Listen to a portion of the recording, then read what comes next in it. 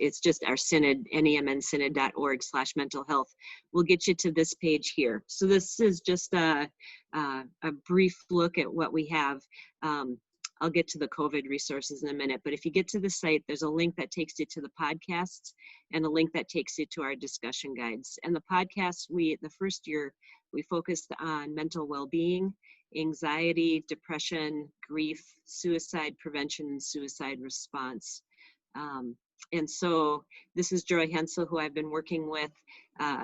These are and we started doing the podcast thinking, well, we'll do one for family and friends, so more for parents and questions that they might be asking, and one more for ministry leaders. You'll see as we continued on that we just morphed the two together because information from both is helpful for each of them. So the beginning, there's some teaching time on these podcasts that's similar on both, but then it does diverge when there's two of them. So this is what podcasts look like. And then underneath each of these, we've got resources that are talked about, and Joy facilitates them and then brings in speakers to talk through with people. So that's the podcasts. And just for funny, my parents are in their early 80s, very active and stuff like that, but really threw Mom what a podcast was. And finally I looked at her and I said, it's an audio file on the website.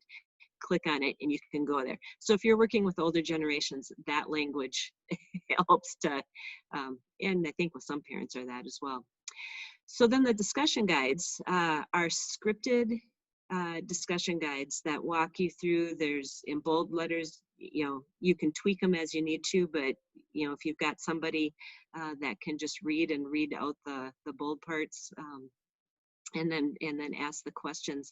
They are centered around rituals that we have, and the rituals are came from, we do a large synod event, and it came from one of our youth directors, and it just was a good framework for guiding conversations. And so you can use different pieces, but in this picture here, what it is the napkin represents the altar that we gather around the altar.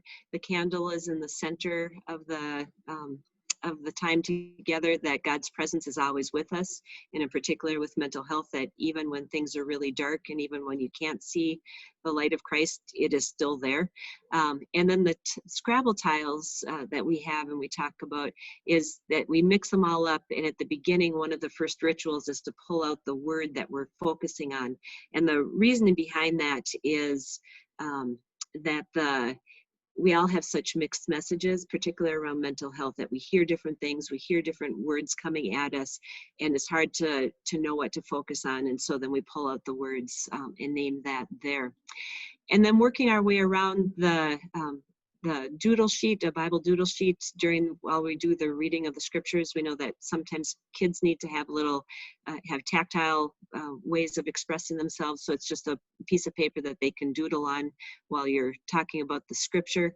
The sandal comes from the Exodus story of Moses standing before the burning bush and being told, this is holy ground, take off your shoes. And so we talk about holy moments and how holy moments can be the top of the mountain top or the depth of the valley, and using those to talk about different issues around mental health concerns. And then the question mark is by far the most powerful tool that I have found, and the hardest one in particular for pastors to work with. But youth directors, any leaders, we are so used to giving the answers, but there is such power in giving space for kids to share their questions, to share their doubts in a way where they can just state it into the depth of what that is, and wonder and wrestle together with it, but not have to come up with an answer. Now, of course, when you're working with mental health concerns, at some point you probably need to come back and address questions that are brought up, but encourage you to use that question mark.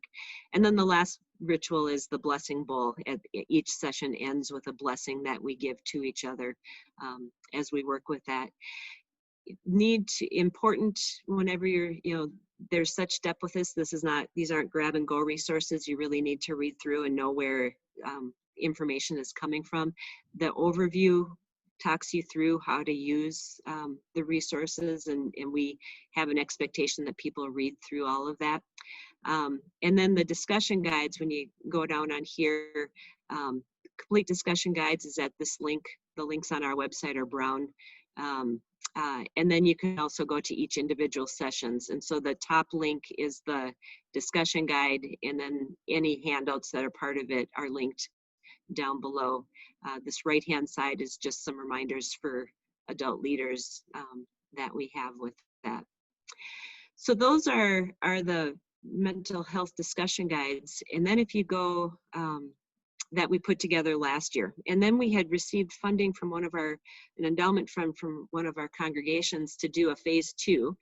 So Joy and I were poised, and already the plan was to hand out phase 2 discussion guides around substance abuse at our Synod Assembly the first weekend of May.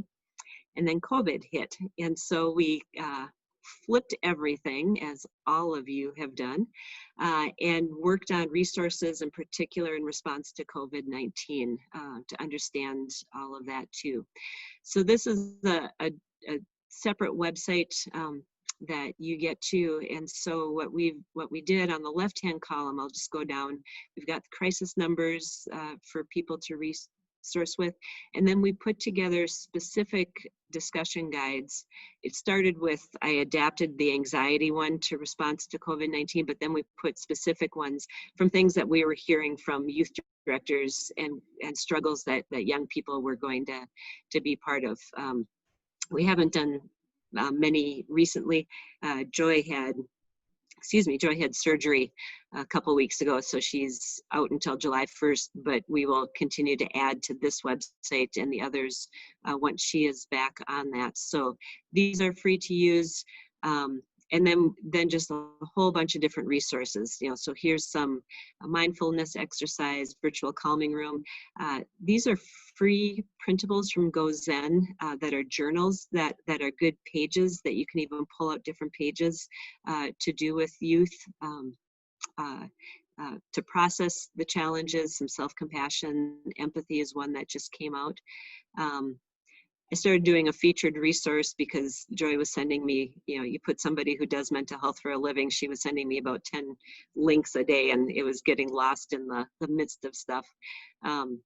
So how to talk with children and youth, we've got stuff around understanding anxiety, grief, coping with change. A lot of these came right after COVID started coming out, but it still is grief is still there. And so much of the anger that we're seeing is coming out of grief and the uncertainty and the change that we have.